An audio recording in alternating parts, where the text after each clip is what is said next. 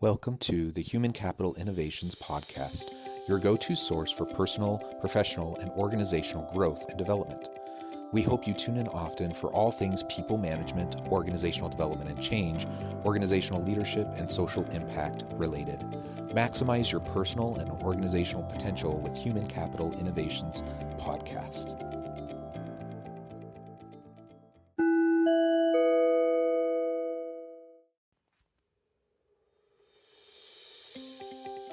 Welcome to the Human Capital Innovations Podcast. In this HCI podcast episode, I talk with Orin Davis about creativity in the workplace, including fostering a culture that allows for creativity, managing for creativity, building creative teams, the role of diversity in creativity, and the connection between empathy and creativity.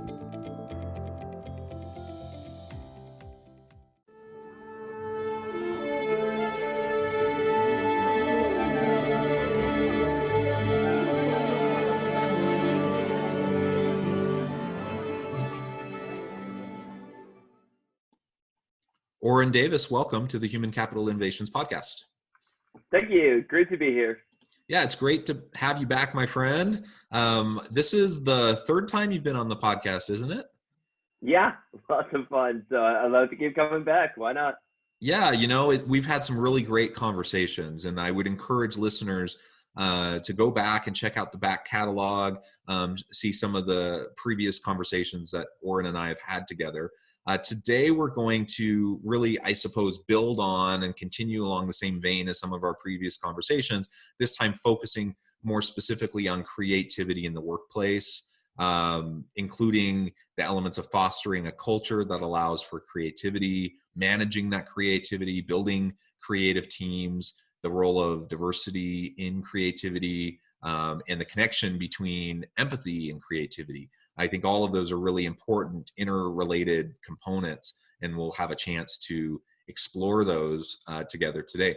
As we get started, I just wanted to share Orin's bio with everybody, and for anyone who hasn't caught maybe our previous conversations. Orin Davis earned his doctorate in positive psychology and is a self-actualization engineer who enables people to do and be their best. He consults for companies from startups to multinationals on hiring strategies, culture, innovation, diversity, equity, and inclusion, and employee well-being, and coaches people at all levels on building self-knowledge and developing personal growth trajectories. As the principal investigator of the Quality of Life Laboratory, he conducts research on flow, creativity, hypnosis, and mentoring. Dr. Davis also serves as a professor of creativity, entrepreneurship, business, and psychology, and gives workshops and lectures globally about human capital, creativity, and innovation, and positive psychology. He is a startup advisor who helps early stage companies enhance their value propositions, pitches, culture, and human capital, and writes and speaks avidly about human capital, creativity, and innovation, and positive psychology. Again, great to have you back, Orin. Anything else you would like to share with listeners by way of background, personal context, anything like that? I think you covered it all. I mean, those who want to check out my website, www.qllab.org, generally gives you an idea of what we're working on these days. And otherwise, also check out my blog on Medium, and you can find me on Twitter in both cases at Dr. Orin Davis. Excellent. So let's really just dive on in.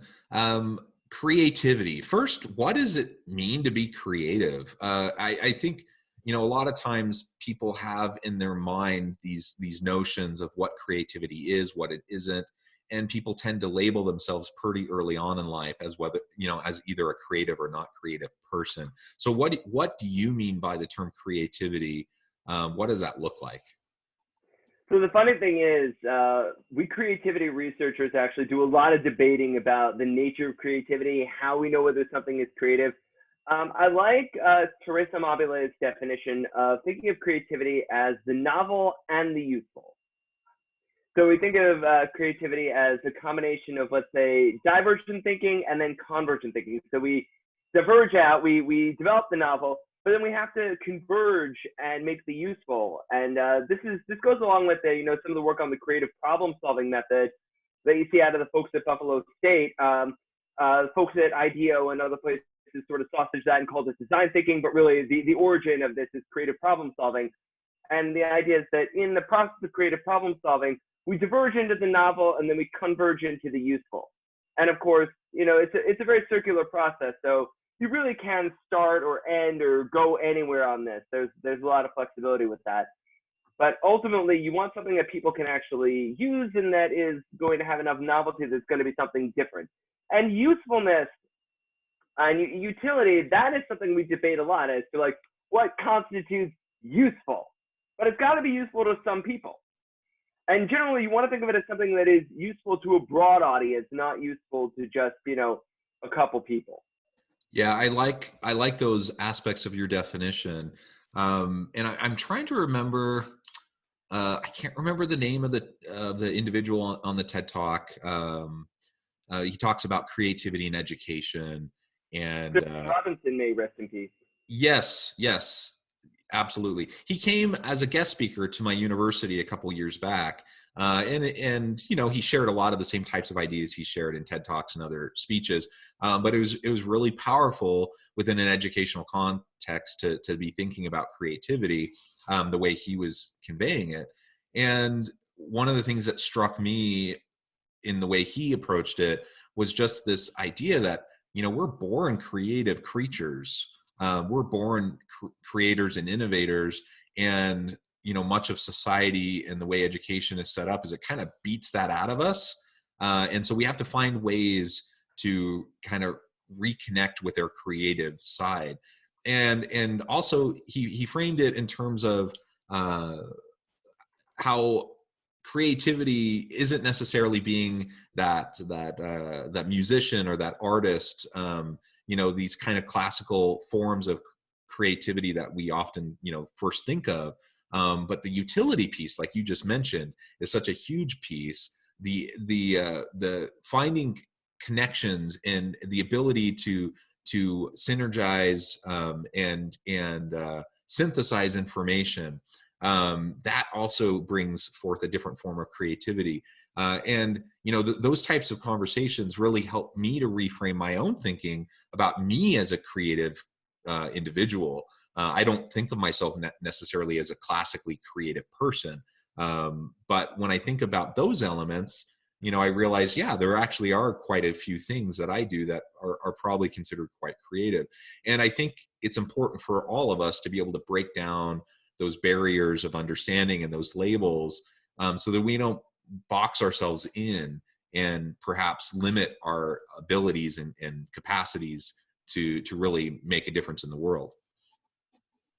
Absolutely. Although, I have to ask, like, what do you mean by classically creative? Like, when you say you're not classically creative, and I hear people tell me, all the time they're not creative people, what do you mean by that? I think I guess I mean the stereotypical creativity. People who are artists, who are musicians, poets. That kind of stuff. I think that's what first comes to my mind when I think about creativity. I'm much more of an analytical type of person, and so I just I don't necessarily always think of that first and foremost as a creative element, but it certainly can be, right? Well, does that mean Einstein wasn't creative because Einstein wasn't an artist? Well, I mean, that's an absolutely great point, and it's a silly notion, right? It's far too constricting of a definition to say that you have to be an artist or a poet or something like that. Okay, But I think part of where it comes from is actually, to your point about what Sir Ken Robinson was saying, one of the reasons why we only think of artists as creative is because in school, one of the only courses where we're actually encouraged to be creative is art class. If we take art, if we take music, how many of you, were encouraged, how many people are encouraged to be creative in chemistry class? I mean, especially when you realize that if you're the wrong kind of creative in chemistry class, things go boom. And I have made things go boom in chemistry lab, so that is not good. That actually, I was not being so creative. I just heated something too quickly and it went boom. But this is why you wear your safety equipment. Let me tell you. Yeah. But anyway, like, are we encouraged to be creative in math class? Are we encouraged to be creative in our history classes? Generally not. Yeah, you're absolutely right. And so I think that's what he talks about in terms of that creativity being beat out of you, right? That you just start to get labeled early in life. For me, I remember from my earliest days, like first, second grade, I remember people telling me, "You're really good at math. You should do something related to math or become an architect or something like that." Those were the messages I heard over and over and over and over again, even though I do like music, I do like art. I just don't necessarily think of myself as a particularly talented artistic person. And as time went on, I did end up doing stuff that's heavily quantitative. I do a lot of research. I do a lot of statistics. But like you, I'm an interdisciplinary kind of guy. Social sciences, business, and there is a lot of connectivity between all the different elements of my life, and that has borne out creativity and innovation. And I think about it, and it's a pity, how I was labeled so early in my life, and how I lived so much of my life thinking of myself as not a creative person. I guess that's one of the core messages I think is really important for us to get across. Because if you're not thinking of yourself as a creative person, chances are you're not doing some of those things that anyone can do to foster greater levels of creativity. So there's a trade-off that we run into, I think, and that is part of what underlies the problem. So if we want to be understood in society, which we do, right? We want to be able to share ourselves with society. We want to be understood by society. And society needs a neat packaged way to handle us. And so they want us to create one identity. And there's a certain amount of pressure to create a single identity, a single self. And in many cases, especially building on the industrial era, it was through your job. And we spend most of our time at work in life. So we often define ourselves through our work. But we are more than that. And many of us, we do sort of build much more complex personalities, and we want to build complex personalities. The challenge is sharing that complexity with the world. So for instance, people think that I do so many different kinds of consulting because I work in DEI. I work in hiring practices. I work in employee engagement. And as I mentioned on the show before, they're all the same problem. People don't realize this. It's all one problem. You will never find a company that's got only one of those problems. One of those problems may be prominent, but it's not the only one. And so the funny thing is, what I'm doing is not so complex. I mean, it's complex in the execution, but I'm not wearing nearly as many hats as people think that I am, in part because it's hard. People just want to see things as a unitary thing. They want to see just one problem. They want to see DEI as one problem, employee engagement as one problem, hiring practices as one problem. They want to see somebody as a banker, engineer, musician, equestrian. It doesn't really, they want to be able to create these pigeonholes and boxes because it keeps it easier to organize.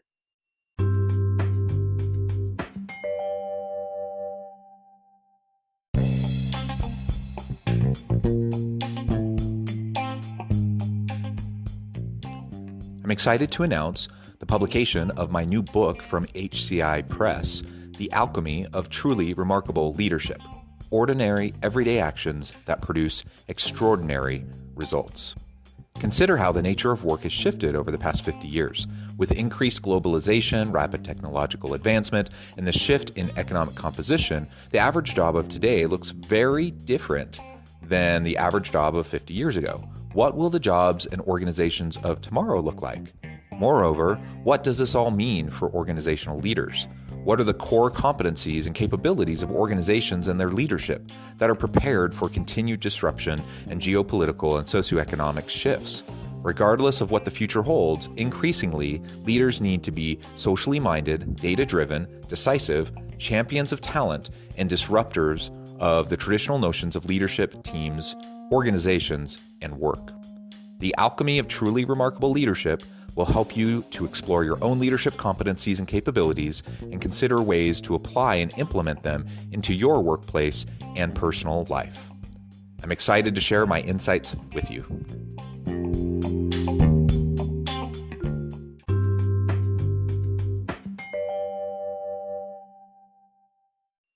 So people want to call me just a DEI consultant, or they want to just call me a hiring specialist. But to look at what I really am, that's complicated. That takes a few minutes to talk about. Who wants to take that time to go talk to me about the details and the nuance, especially when people want a solution right now. We're thinking very short term. We want instant gratification. I want to be able to label you like that, which incidentally is also what's underlying some of the crazy identity politics that we're seeing now. That I am my ethnicity, or I am my gender, or I am my sex, or I am, my geographic location, or I am my socioeconomic status. And so it's not to say that I'm not those things, but they're not the whole of my identity. And even, within those things, we're not a monolith.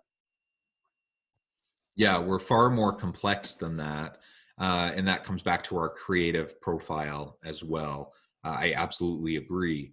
So as leaders, I think one of the things that we need to try to do is help break down those mental barriers and roadblocks around how people conceive of creativity and innovation, because we all want innovative organizations. We all want innovative cultures. So we need to help our people to recognize and think of themselves as creative beings, as innovative beings. And then there are all sorts of things that you can do just in terms of daily practice, the types of behaviors and activities you can engage in on a consistent basis that will help to enhance and promote greater levels of creativity and innovation. So let's talk a little bit more about... I'm actually going to push back on that. Many companies do not want creativity and innovation. They do not. They would like to give lip service to that idea, but they don't. Well, that's a good point. That's a good point. Companies, you're absolutely right. Companies say they want creativity and innovation. The market demands creativity and innovation, but organizations are set up to maintain the status quo. That's like the function of bureaucracy, right?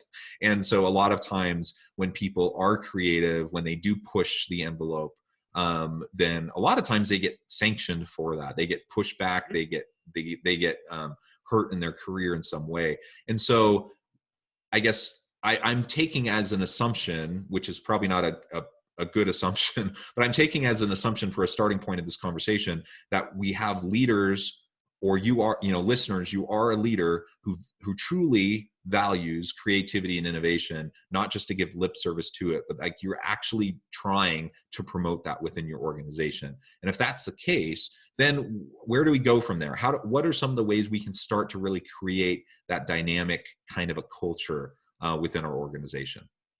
Well, back up for a second there. There are plenty of leaders that want it, but they're disincentivized to do it because often they're dealing with a lot of stakeholders, boards, shareholders that all want short-term returns. Well, short-term returns require consistency. Also, being creative requires risk. More importantly, being creative requires failure. Nobody puts out good creative work without failure. And most companies, just imagine this, that I tell you that if you want your company to be innovative and creative, you're going to have to invest at least $5 million in extensive projects, at least 4 of which are going to fail, 1 of which will be successful. How many companies are going to be willing to do that? And now I'm gonna make that a little bit more realistic. I want you to invest $1 million in 20 different projects. Each project gets $1 million.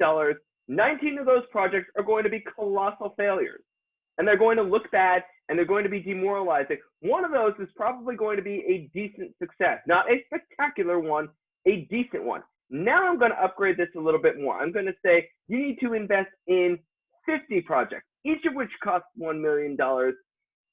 Most of them, at least 40 of them, are going to be colossal failures. You are going to lose $40 million on those projects.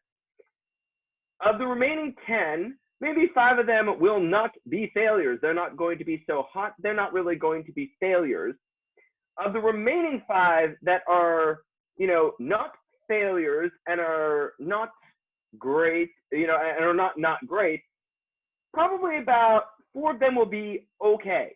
You might get back some ROI.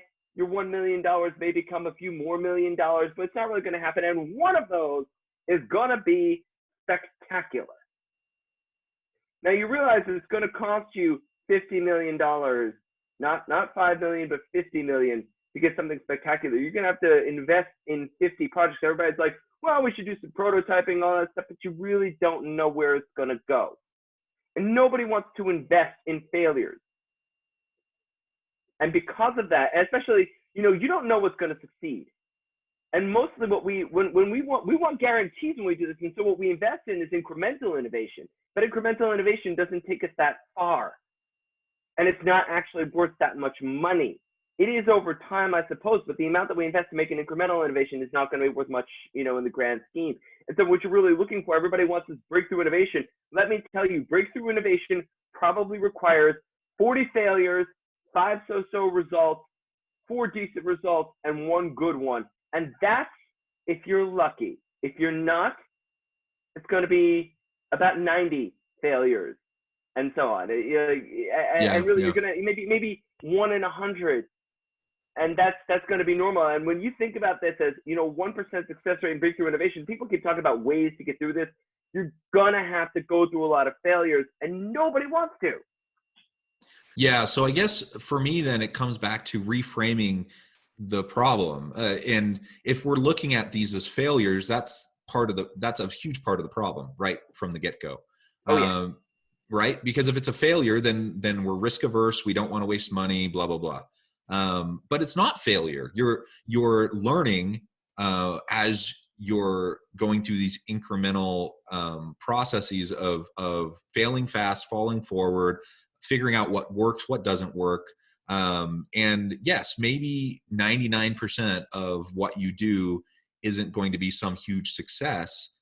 But if you reframe the process as a learning environment, where what you learn now may not even lead to the success of this particular 1 in 100 initiative, but those learnings can lead to successes and innovations and creativity in other areas that you haven't even thought of yet, that can drive new pathways for the organization, right? And so, it's just so important that we get out of these restricted mindsets in terms of what creativity is, what innovation is, what success is, and what failure is. Because if we're defining all of these outcomes that don't lead to some grand, transformative, disruptive, innovative success, if we're defining all of those as failures, then of course an organization's not going to end up doing that.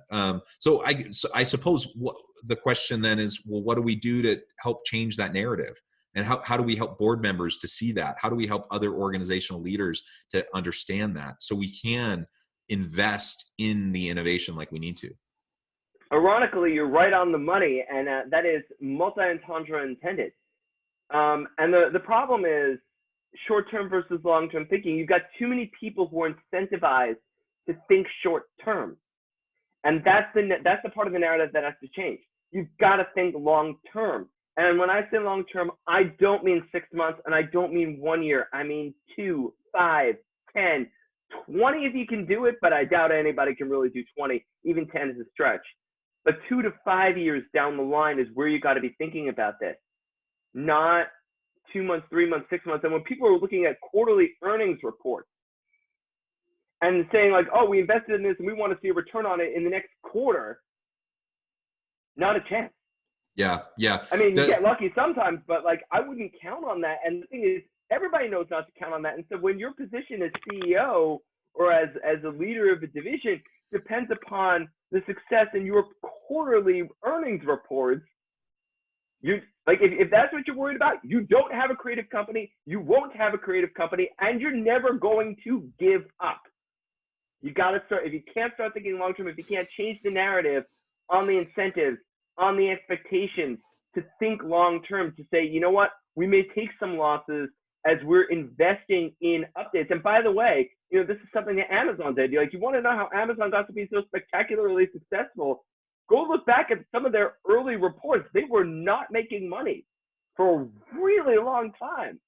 And then all of a sudden they were, and then they were making more, and then more, and then more. And like, whole point is that they had now they own the world. Well, I think there's still, all the all the FANG companies, I think, are locked in a rather large multi-scale war to rule the world. But our corporate overlords, we have not decided which of our corporate overlords will emerge as the reigning monarch of the universe, so to speak. Yeah. But that's how you change the narrative, is you've got to start thinking long term. You've got to start accepting failure as not as failure, but as a stepping stone towards success. And you've got to start thinking of those investments as not gambles, but as clear investments and not in incremental innovation. You've got to eschew the incremental innovation and start going for some moonshots. And give people time to explore their passions with that. And that's one of the things, like, when 3M, it's not Google that came up with this, it was 3M as far as I can tell, unless it was somebody before 3M. But this idea of a percentage of your work time being allowed to explore your passions, that's something that every company should be doing if they want to start innovating. Let people work on what they're passionate about, and you never know where it's going to go. I mean, people should look up the story of Post-it notes. Or even more interesting, and to me, this is the most interesting one, the story of green fluorescent protein, which, by the way, led to so many innovations in the field of biology. What's funny is, how did we come up with it? Some geek was interested in why jellyfish glow in the dark. Wasn't thinking about the rest of it. Just wanted to know why jellyfish glow in the dark. Figured out why jellyfish glow in the dark, and then somebody figured out that you could take that protein and attach it to a whole bunch of other things, and all of a sudden you can track how human body processes will suddenly start to glow in the dark. You can start basically using this as the cellular equivalent of a highlighter, and bang! Suddenly you can track all sorts of things you never thought about tracking before, and that has led to amazing innovations, all because somebody was interested in jellyfish. Yeah. And so getting out of the short-term thinking trap, which that is so difficult, particularly in our U.S. Society and culture. Like, we're just such short-term oriented people, generally speaking. So we need to get out of that trap. Well, Orin, we're at the top of the hour. I know you have a hard stop and you need to get going to your next thing. I really appreciate you taking the time today. Just really quick before we close, if you could just remind listeners how they can get connected with you again, and then we'll sign off. Sure, absolutely. Folks can check out my website, www.qllab.org, qllab.org. And you can find me on both Twitter and Medium as DRORINDAVIS, Dr. Orin Davis. Do tweet occasionally, post blog posts on occasion, mostly about processes, hiring processes, diversity, sometimes creativity, and sometimes some potpourri on positive psychology. Excellent. Well, I encourage listeners to reach out, get connected with Orin. Orin, as always, it's a pleasure talking with you. These are always fun conversations. And I hope everyone can stay healthy and safe, find meaning and purpose at work each and every day. And I hope you all have a great week.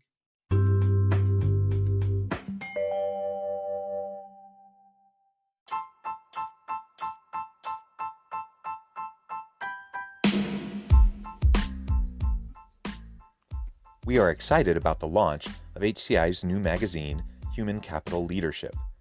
Human Capital Leadership is a free, interactive e-magazine designed to help individuals, leaders, and organizations find innovative approaches to maximize their human capital potential.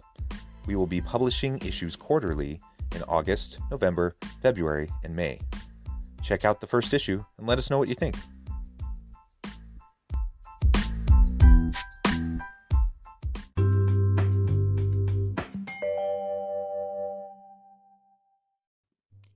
Thanks again for joining us for this episode of the Human Capital Innovations Podcast.